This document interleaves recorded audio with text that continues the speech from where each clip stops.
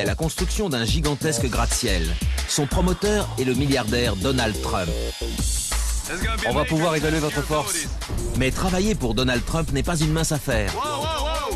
Échéance très rapprochée, conditions de travail éprouvantes, c'est pas normal. Et ce que nous faisons est très dangereux. Au secours! Enfin, si vous ne respectez pas les délais, vous aurez affaire au patron. Monsieur Trump?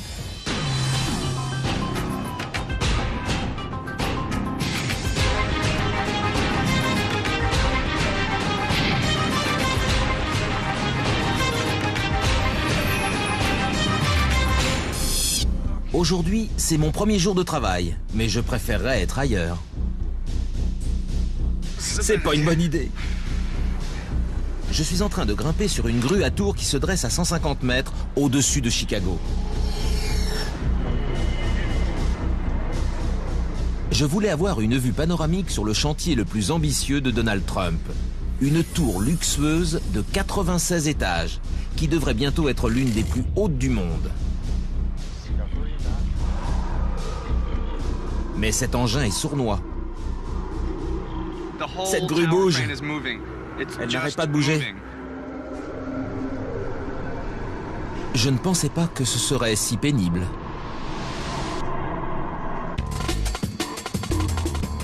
Avant d'aller plus loin, j'ai besoin du conseil avisé de Donald Trump.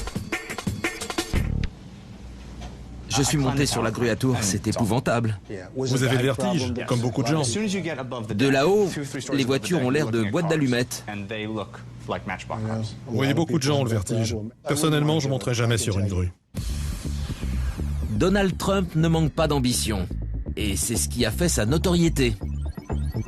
Son dernier projet lui coûte une fortune. Un gratte-ciel de plus de 400 mètres de haut qui deviendra l'une des plus hautes tours en béton armé du nord de l'Amérique.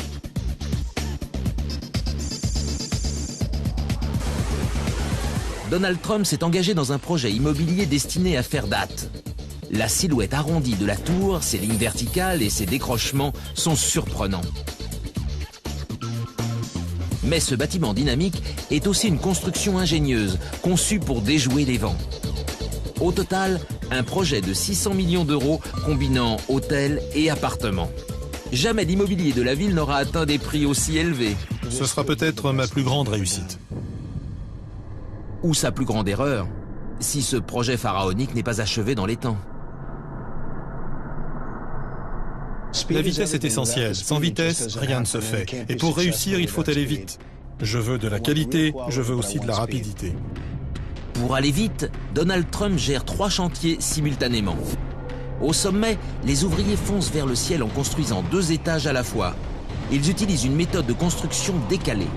En dessous, les équipes chargées du mur rideau forcent le rythme pour revêtir la tour de sa peau de verre scintillante. Et en bas, on apporte la touche finale à l'intention des clients du futur hôtel qui arriveront dans 4 mois. Si Donald Trump parvient à respecter ces échéances insensées, ce gratte-ciel entrera dans l'histoire. Ça descend! Dans le cas contraire, il pourrait se retrouver ruiné.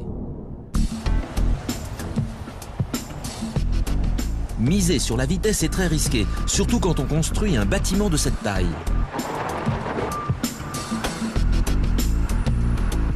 Soit Donald Trump est fou, soit il a un atout caché dans sa manche. Ou dans sa tour, qui sait. On dit que dans l'immobilier, il y a 3 choses essentielles. L'emplacement, l'emplacement et l'emplacement. En retenant ce site pour accueillir son gigantesque gratte-ciel, Donald Trump a choisi l'un des terrains les plus cotés de Chicago, juste au bord de la rivière. Donald Trump prend déjà beaucoup de risques. Inutile d'en rajouter en lui faisant un procès pour accident professionnel. Heureusement, j'ai mon médecin attitré. Parfois, après le petit déjeuner, j'ai mal à la gorge. En fait, ça me démange. Mais il arrive que ce soit assez douloureux. Ne vous inquiétez pas, je suis là pour vous.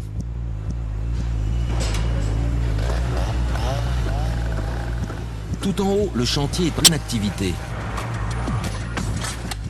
Plombiers, ouvriers métallurgistes, maçons, électriciens, tous travaillent le plus vite possible pour terminer l'étage en cours et passer au suivant. Donald Trump a élaboré un système qui permet de mobiliser tout le monde en permanence.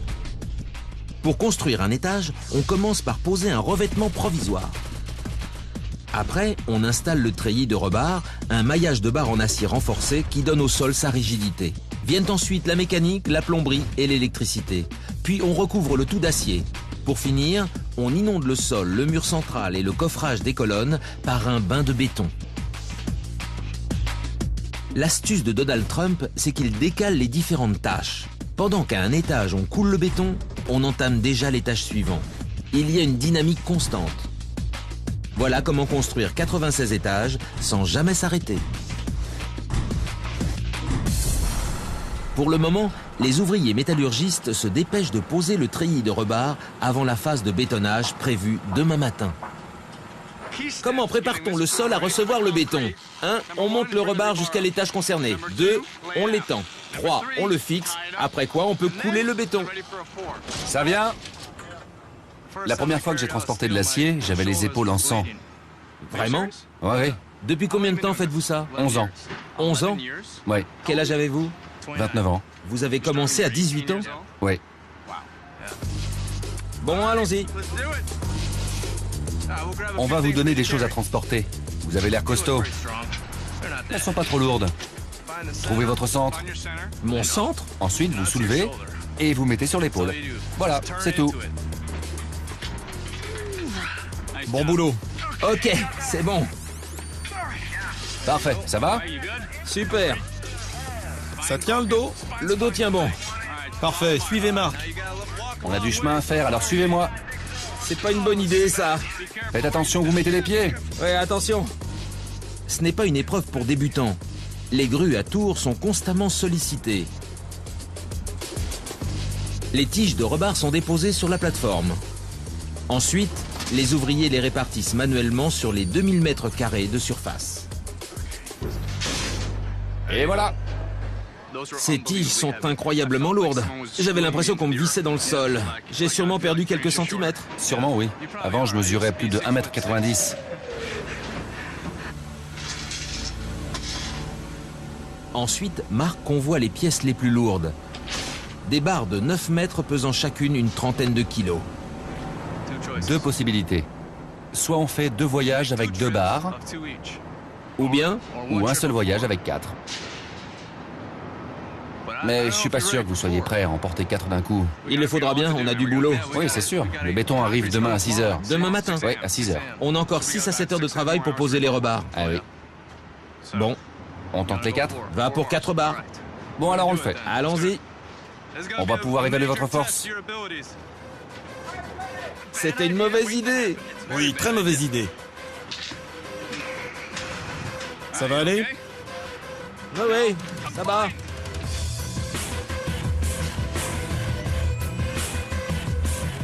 Je vais y arriver.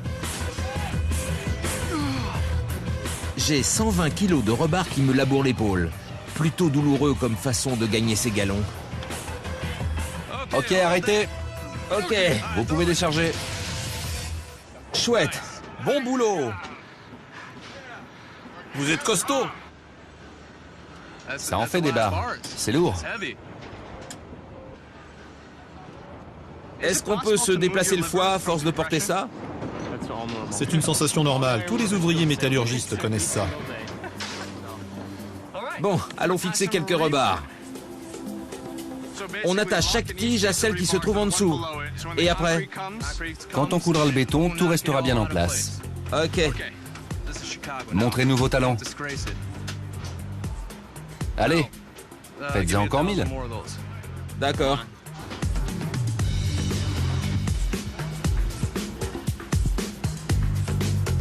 Il faut être plutôt costaud pour être ouvrier métallurgiste, non? C'est sûr. Pour être architecte, c'est moins utile. C'est vrai. On joue avec des crayons, des compas, des trucs de ce genre, des calculatrices. Vous croyez que vous pourriez me vaincre au bras de fer? Ouais, j'en suis sûr. Bon, on va voir ça. Ma dernière leçon du jour. Si vous provoquez un ouvrier métallurgiste, n'espérez pas qu'il batte en retraite. Je vais faire une partie de bras de fer avec le type de la télé. Pourquoi? On est des métallos, ça se fait, c'est tout. C'est bon, bien droit. À 3. 1, 2, 3. Il l'a eu, regardez. Il va t'avoir, Marc. Bravo. Bon boulot. Ils ont réussi à installer l'intégralité du treillis de rebar. Demain matin à 7 h, l'étage sera entièrement recouvert de béton. Chicago est la ville qui a inventé le gratte-ciel. Donald Trump risque sa réputation dans ce projet. J'espère que ce bâtiment plaira à la ville et aux spécialistes de l'architecture. Chicago a été le berceau d'architectes extraordinaires. Frank Lloyd Wright, Mies van der Rohe, Louis Sullivan. Mais depuis 1974, date de l'inauguration de la tour Sears, on n'a plus construit de bâtiments marquants. Jusqu'à ce jour, du moins. Et Donald Trump suit les usages de Chicago. Il a fait appel aux mêmes architectes que ceux qui ont érigé la tour Sears, rebaptisée aujourd'hui tour Sidis, et qui fut durant 30 ans le plus haut gratte-ciel du monde. Les 3 décrochements de la tour Trump sont placés à la hauteur de 3 de ses prestigieuses voisines. Le Wrigley Building à l'est, les Marina Towers à l'ouest et le Building IBM juste à côté. C'est une manière de rendre hommage à la ville. En ce moment, je me trouve au 29e étage avec mon ange gardien du jour. Il est aux petits soins pour moi.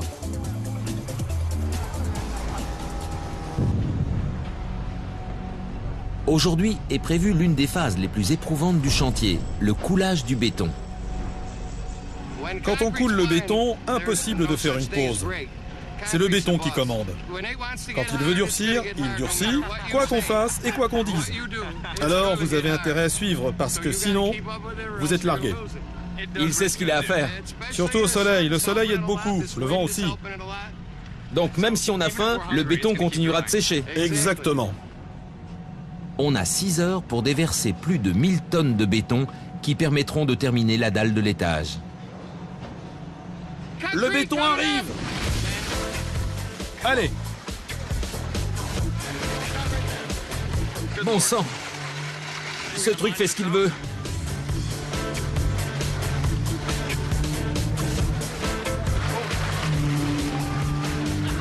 Je suis désolé. Allez, bougez-vous les gars! Vraiment désolé. Répartir ce flot ininterrompu de béton est un travail d'équipe entre les ouvriers sur la plateforme et l'homme qui déverse le chargement au-dessus. Ce type me tue. Il est avec moi ou contre moi. C'est vrai, parfois on se demande de quel côté il est. Allez Johnny, donne-lui un peu de mouvement, ici. Allez! Parfait. Arrêtez, arrêtez. On est à court de béton. À court de béton? Ça alors? Je viens de pomper un chargement entier de béton. Exact. Combien on va en faire aujourd'hui? Disons entre 65 et 70. Mais Marc, je suis déjà épuisé. Ça fait partie du boulot. Combien est-ce qu'il a fallu d'hommes pour... Le béton arrive. Il peut paraître excessif d'utiliser des tonnes de béton et un épais treillis de rebar pour les sols. Mais en réalité, ce n'est pas le cas. Chaque matériau a ses avantages. Le béton résiste magnifiquement aux forces de compression. C'est parfait pour une colonne, par exemple. Mais si vous l'utilisez sur une largeur de plancher, les forces de tension le briseront. Le rebar, de son côté, supporte très bien les tensions. Ce matériau est presque impossible à broyer. Donc, si on place les tiges de rebar à l'intérieur du béton, on obtient un sol qui résistera aux chocs et aux fissures.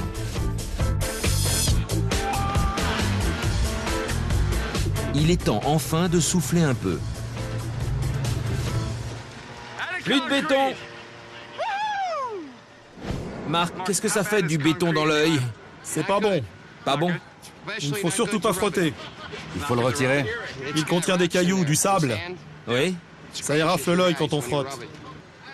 Docteur! Ok, Qu'est-ce qu'on fait? baissez la tête. Maintenant, je vais rincer votre œil. Oh là, qu'est-ce que vous faites? Ne vous inquiétez pas, détendez-vous. Voilà. Maintenant, roulez de l'œil. Roulez de l'œil. Ouvrez-le. Ça a marché? Je crois. Bien, vous êtes guéri. Il faut que j'y retourne. Le temps est précieux.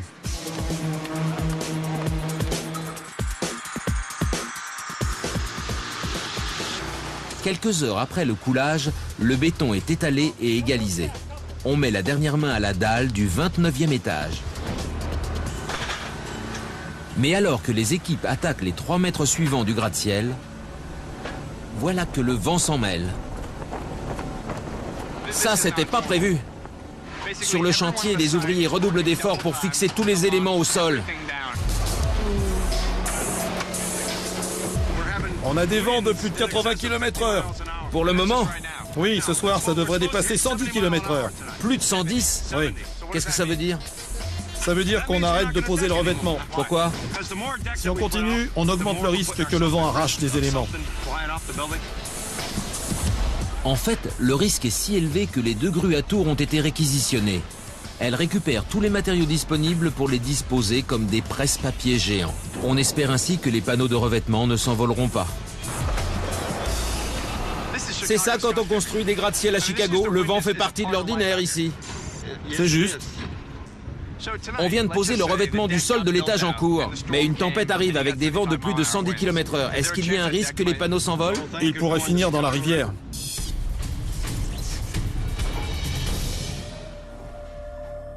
Le lendemain matin, je retourne sur le chantier. Tout le monde est inquiet. Personne ne sait ce que la tempête a provoqué comme dégâts la nuit dernière.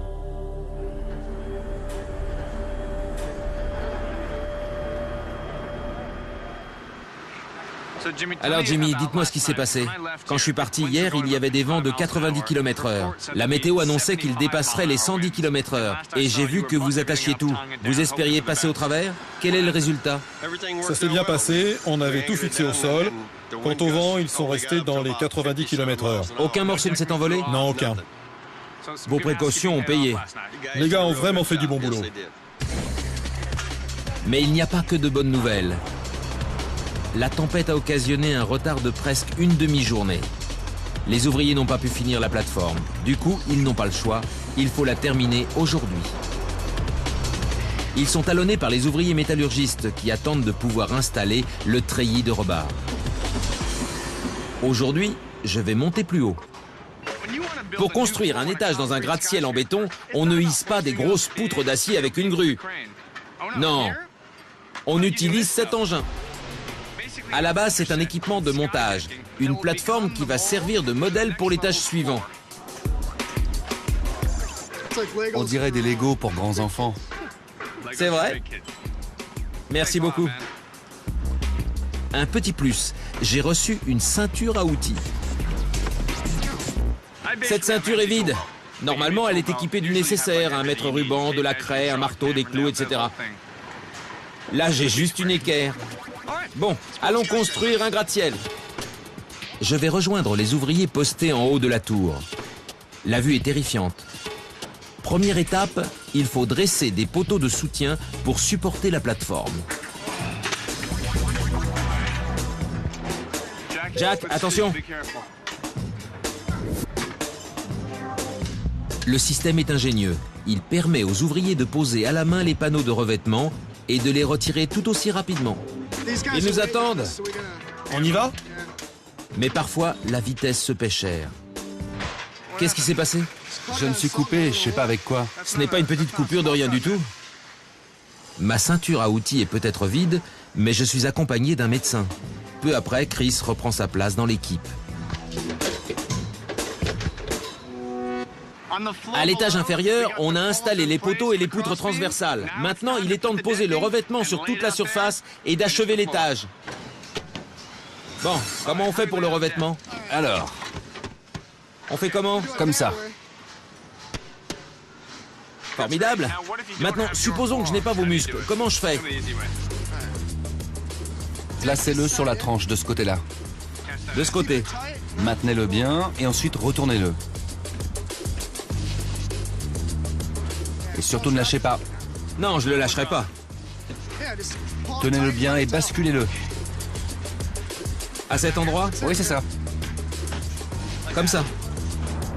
En travaillant à plein régime, cette équipe de vétérans peut abattre ses 1000 panneaux par jour. Ce sont ceux du bout qui demandent le plus de courage.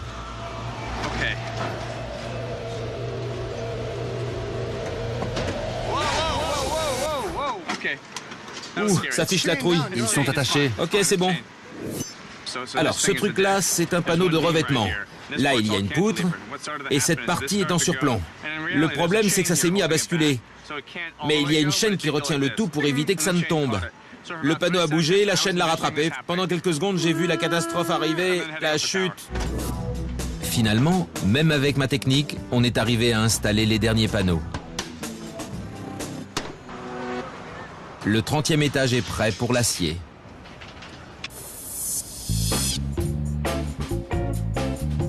Chicago attire des touristes fortunés passionnés d'art. Pour les séduire, les architectes de la tour Trump veulent leur donner une première impression inoubliable.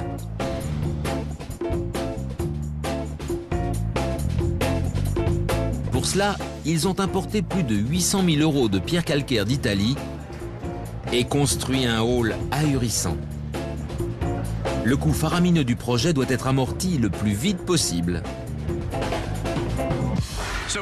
Comme il s'agit d'un projet très coûteux qui doit être mené à son terme dans les meilleurs délais, Donald Trump a imaginé un système d'occupation progressive des lieux. Il reste 60 étages à bâtir au-dessus de moi, mais les gens vont commencer à emménager dans la tour d'ici 4 mois. En d'autres termes, l'achèvement du hall est une priorité. Je vais rencontrer l'homme chargé de trumpifier ce hall. Dominique? Oui. Bonjour, je suis Danny. Bonjour Dan. Ravi de vous rencontrer. Moi de même. Alors, qu'est-ce qu'il y a dans cette caisse?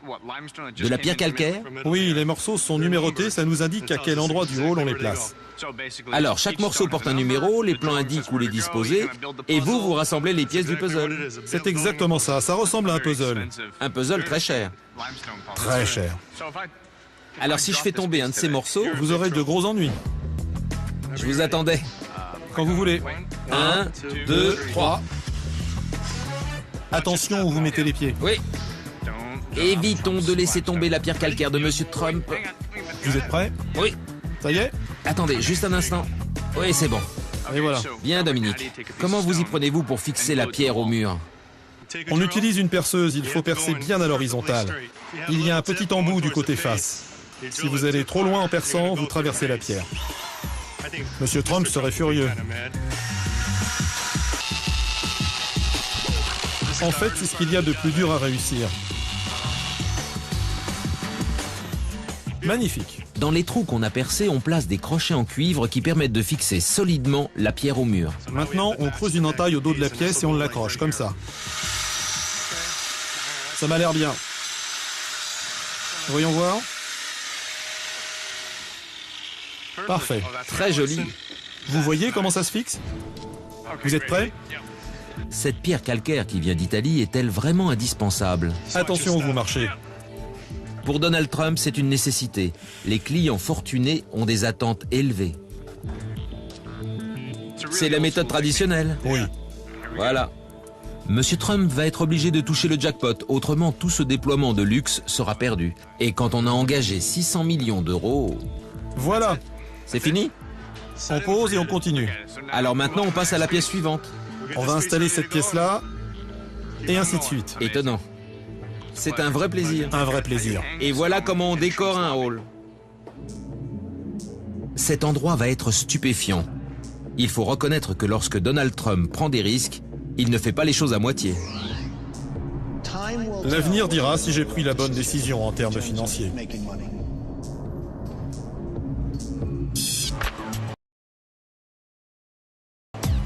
Dans la tour Trump, le béton est roi.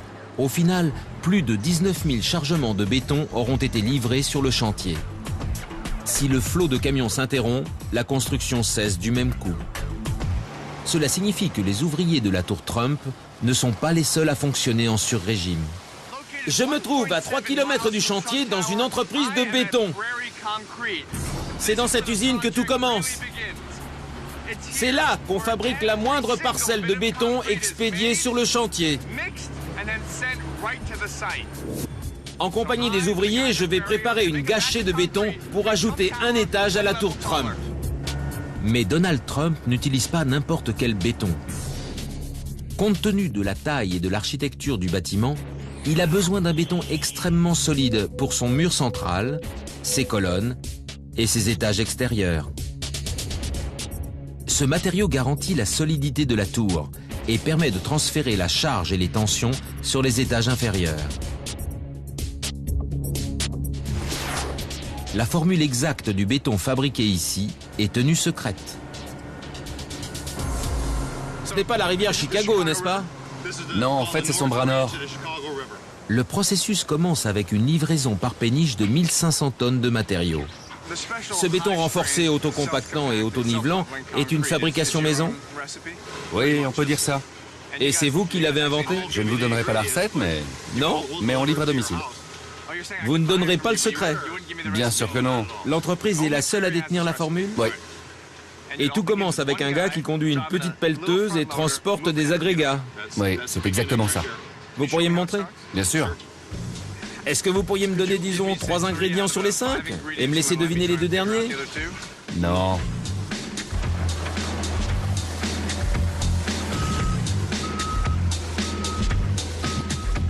Ça paraît simple, hein?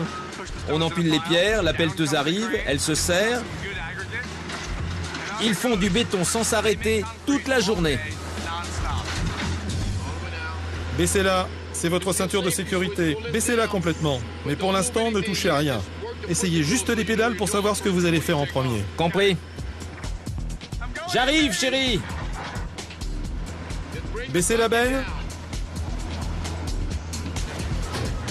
Vous êtes dans le mauvais sens. Et remontez la benne.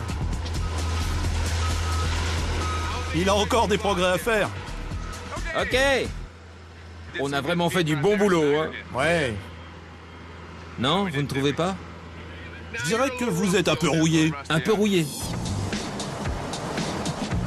Ensuite, on décharge la péniche, on met le matériau sur le tapis roulant et on l'expédie dans les silos.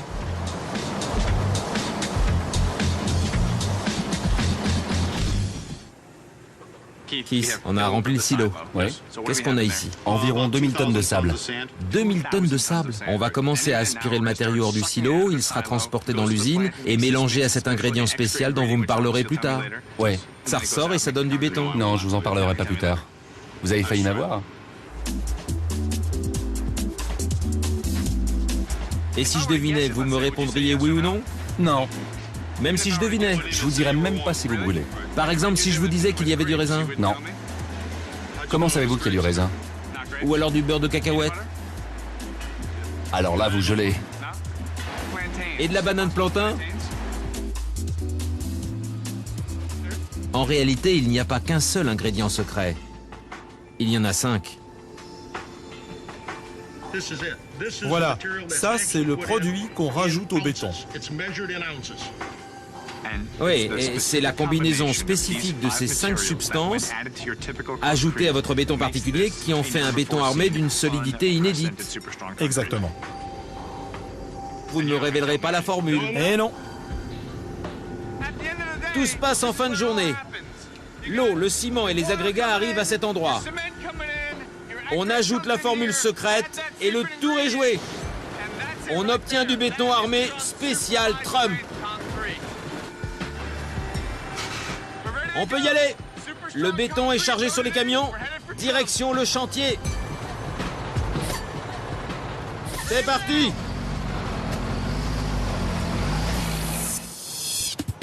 Quelques instants après avoir été mélangé, le béton est propulsé dans la tour pour remplir les 16 colonnes restantes. Mais avant cela, il faut envelopper les colonnes de rebard dans un coffrage. À présent, ce sont les menuisiers qui travaillent d'arrache-pied.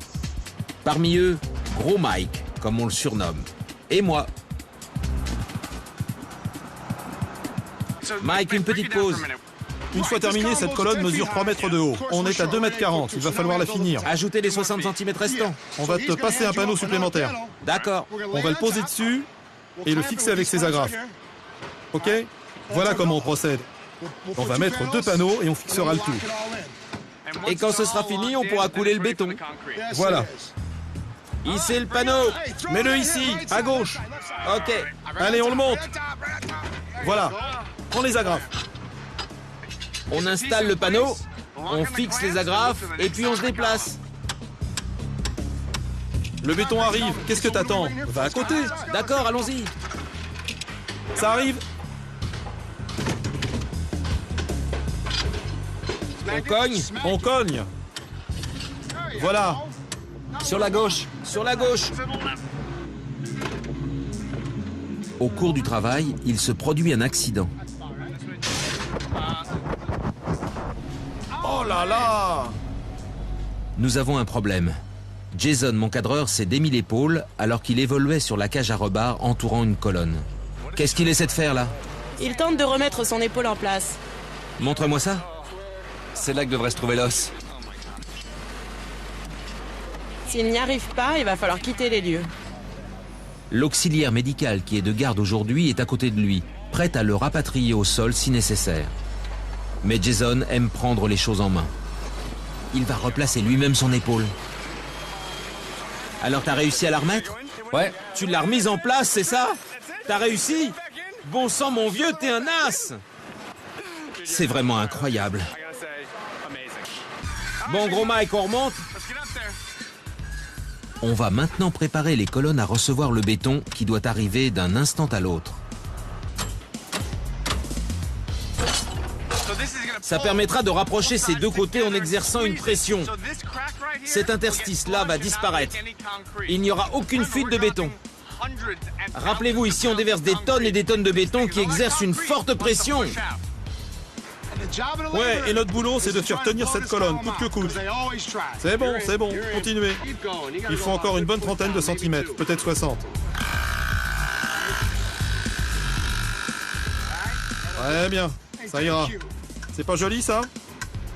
Eh, c'est pas parce que ces clous ont deux têtes que vous devez les enfoncer jusqu'au bout. Ah bon, vous ne voulez pas? Non, rentrez-les jusqu'à la première tête. Ah ouais, c'est juste provisoire, n'est-ce pas? Exact. Gros Mike vient de me faire une remarque très intelligente. Quand on a des clous à double tête, il faut les enfoncer jusque-là pour pouvoir ensuite les retirer par l'autre bout. Le béton arrive. je vais lui montrer comment faire. Multitâche. Multitâche! Le coulage du béton commence. 20 tonnes qui vont exercer une pression incroyable. Mais notre colonne tient bon.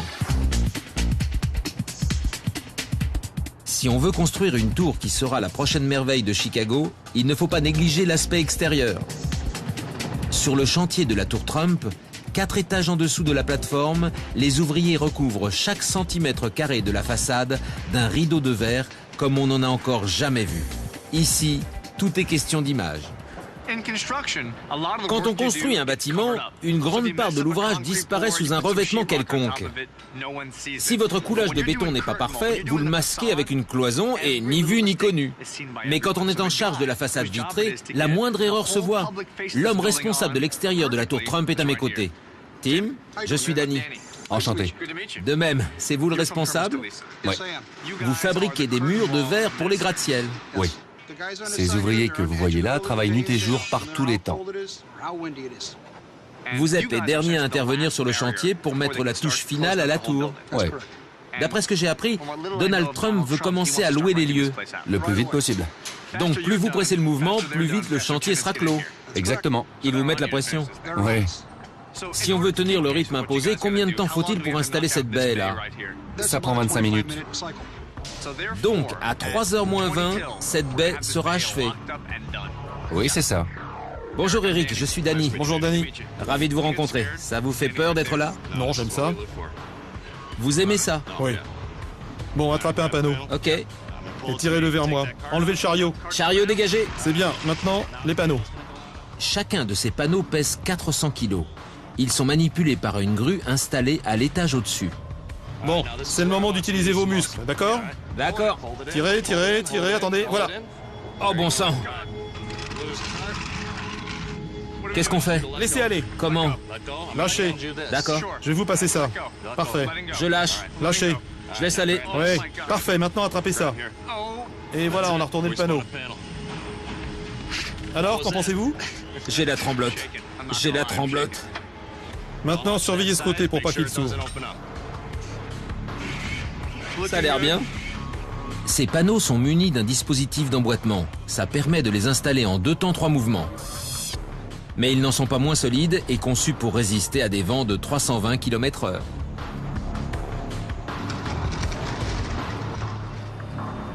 Une question bête, pourquoi on ne les met pas tout de suite dans le bon sens et basta?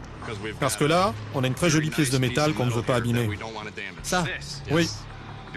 Donald Trump veut que ce magnifique aileron d'acier en forme de larme soit visible sur la façade. Exact.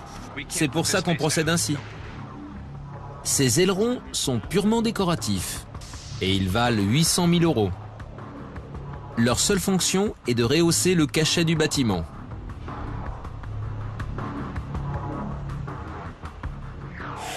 Vous êtes prêts?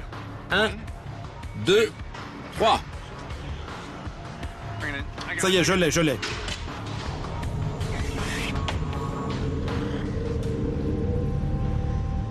Il reste une vitre à installer pour achever l'ensemble. Mais l'opération s'annonce très délicate. Cette fois, il faudra prendre des risques. Ok, je suis avec vous. D'accord. Ça vient? J'y suis. C'est bon. Voilà, c'est bien. Bon sang, soyez prudents. Attention. Soyez prudents.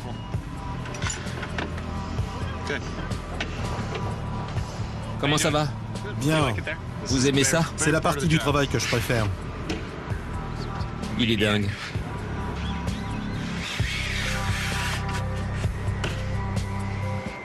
Encore un petit peu. Très bien, il est posé.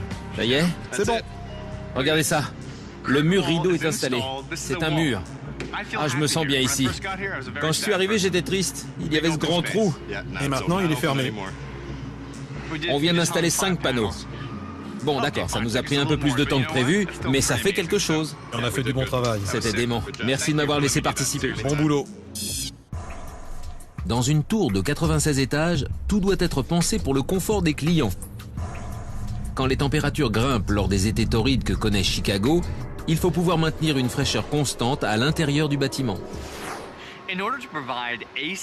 Pour assurer l'air conditionné dans les 760 logements de la tour, sur plus de 400 mètres de hauteur, il faut fabriquer 28 km de tuyauterie.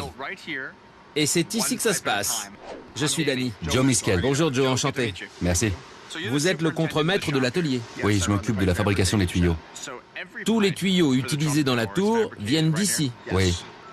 En temps normal, on sort à peu près 360 mètres de tuyauterie par jour. Vous travaillez 20 heures par jour, 6 jours par semaine, c'est presque du non-stop. Exactement. On va fabriquer un tuyau. Allez!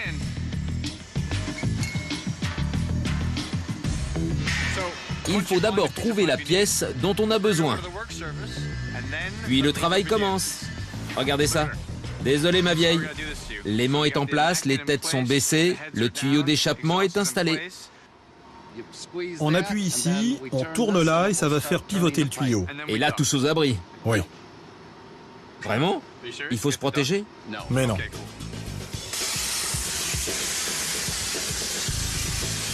Cette lumière m'a ébloui. Larry est toujours vivant? On ne se connaît pas depuis longtemps, mais j'ai senti des affinités entre nous. Hé Larry, je ne crois pas que ce soit bon de fixer cette lumière. Ça va Larry?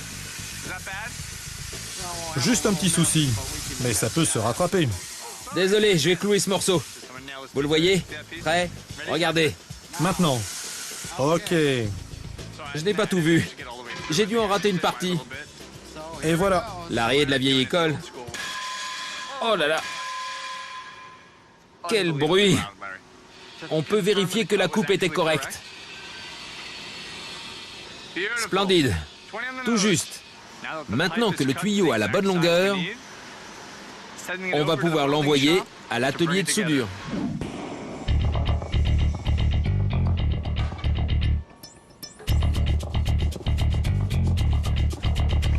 Si vous voulez obtenir un vrai contact acier sur acier avant de souder, il faut sortir la meule pour retirer la peinture.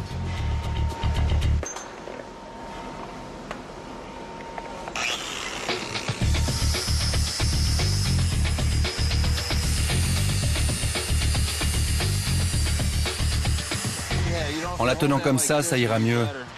Vous voulez bien que je le fasse? Bien sûr, allez-y.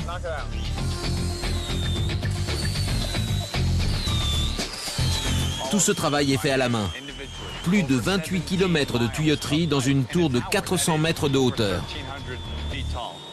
Ça fait 30 ans que vous faites ce métier? Oui, 31 ans. Bon, Jeff, quand je vais sur un chantier, je rencontre des gars qui s'appellent Bill, Rusty, Big John. Comment est-ce qu'on vous appelle, vous? Jeffy? Ouais, c'est ça. Vraiment? Alors moi aussi, je peux vous appeler comme ça? Ouais, pourquoi pas. J'en serais ravi. Bon, passons aux choses sérieuses. On va prendre ce morceau qui fait un angle de 90 degrés et cette tige de 6 mètres. Et on va les souder ensemble pour obtenir un seul tuyau sans raccord, incassable. Ok, allons-y. Appuyez, oui.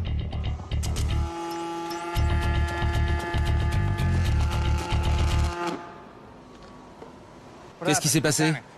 J'ai paniqué. Il n'y a pas de mal. Vous voulez finir? Bien sûr. Montrez-nous comment on fait.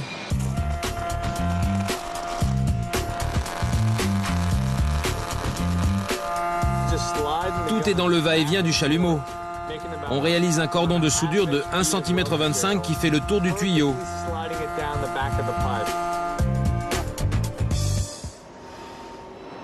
Jeff, si je ne savais pas que c'est un homme qui a exécuté ce travail, je penserais que c'est l'œuvre d'une machine.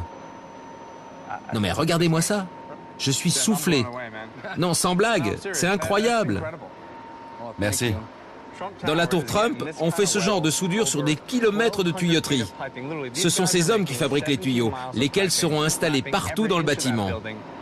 Et ce sont des gars comme Jeff qui réalisent cette prouesse. Il n'y a pas à dire, cette tour est unique. Donald Trump est animé de grandes ambitions pour sa nouvelle tour. Avec ce bâtiment, on sort complètement de l'immobilier classique. Cette tour est unique, je pense qu'elle marquera durablement l'histoire de Chicago. Il y a plusieurs équipes qui travaillent d'arrache-pied pour construire la tour dans les meilleurs délais. Mais voir grand n'est pas une garantie de succès. On peut toujours construire une tour qui coûte 600 millions d'euros, mais ensuite il faut la rentabiliser. C'est-à-dire vendre tous les logements. J'ai décidé de m'essayer à la vente de résidences pour milliardaires.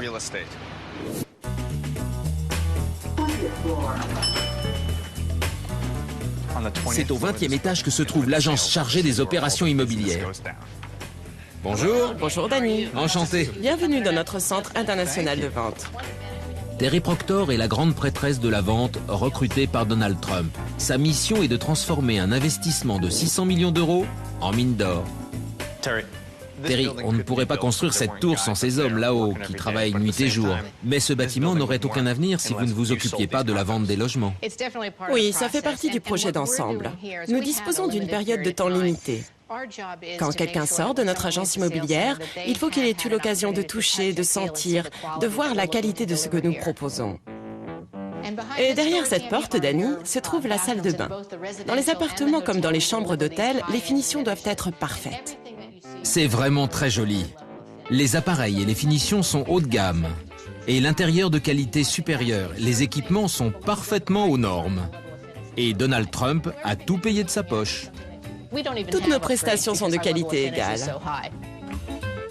Les 760 logements de la tour doivent être vendus au plus vite. Et sans rabais. Il y a toutes sortes d'aménagements originaux. Voilà pourquoi il a engagé Terry. Et elle a un sacré argumentaire de vente. Un studio, 800 000 euros.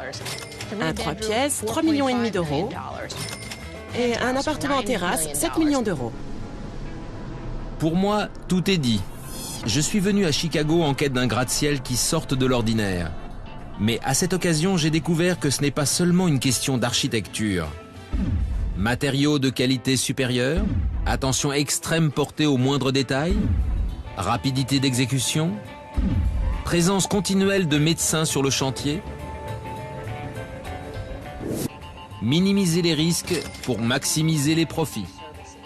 Regardez tout ça tranquillement, je vous garantis que vous reviendrez. Vous êtes très forte, Terry. Je me demande si je ne vais pas casser ma tirelire. Venez par ici. Et là, qu'est-ce que c'est? Avec tout le travail que j'ai fourni pour construire cette tour, je me suis dit que je pouvais m'offrir une récompense. Salut papa, comment ça va? Salut. J'aurais besoin que tu m'envoies de l'argent. Un peu d'argent. D'accord. 200 000 euros. Tu es fou. On en a discuté, examiné toutes les options. Je n'ai pas pu m'acheter le 2 pièces, alors je me suis rabattu sur une place de parking.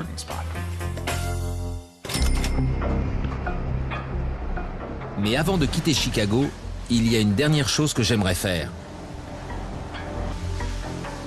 Allez, c'est parti! Travailler sur ce chantier m'a appris 2 choses. Premièrement, pour atteindre le sommet, il ne faut pas se laisser arrêter par quoi que ce soit. Et deuxièmement, il est impossible d'y arriver tout seul. Bravo, c'est vraiment très bien. Vous êtes embauché? Regardez, vous êtes arrivé jusqu'en haut. Oh là là, ce truc n'arrête pas de bouger. Vous vous en tirez très bien. C'est vrai, ça balance un peu. Encore quelques pas et vous y êtes. Ok, je continue. Voilà, c'est bien. Quoi de neuf, mon vieux? Je m'appelle Danny. Bonjour, Danny, je suis Kenny. Le perchoir de Kenny au-dessus du chantier joue un rôle absolument fondamental. Kenny manipule 2 leviers qui comportent chacun 6 boutons et des poussoirs. Ces leviers peuvent aller simultanément dans plusieurs directions. Kenny utilise aussi le téléphone. C'est bon pour la L. Voilà, Ça arrive. bien reçu. Kenny, vous êtes vraiment une star. Vous êtes littéralement au sommet. Voilà. C'est vraiment le summum. Le top, oui. Il y a des gens qui paient pour avoir une vue pareille. Ça, c'est du panoramique 360 degrés. Venez.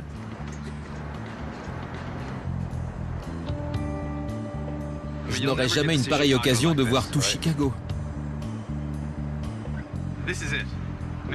Voilà, nous surplombons une des villes les plus célèbres du monde. On aperçoit plusieurs monuments. Et là aussi, des bâtiments magnifiques. Bientôt, du sommet de cette grue, on contemplera l'un des plus hauts gratte-ciel du monde, la tour Trump. C'est un spectacle incroyable. Bon, j'y vais. Allez, restez un peu. Non, merci. Merci beaucoup. J'ai vraiment apprécié. L'avenir dira si la tour bâtie par Donald Trump fera date dans l'histoire de Chicago. Mais avoir la fierté avec laquelle ces ouvriers remodèlent leur ville, je dirais que c'est chose faite. 1, 2, 3. Superstructure! Bon, allez au boulot, les gars. 2 semaines passées à tout faire. Couler le béton, suspendre des poutres métalliques, poser le revêtement, monter, descendre. 2 semaines incroyables. Il reste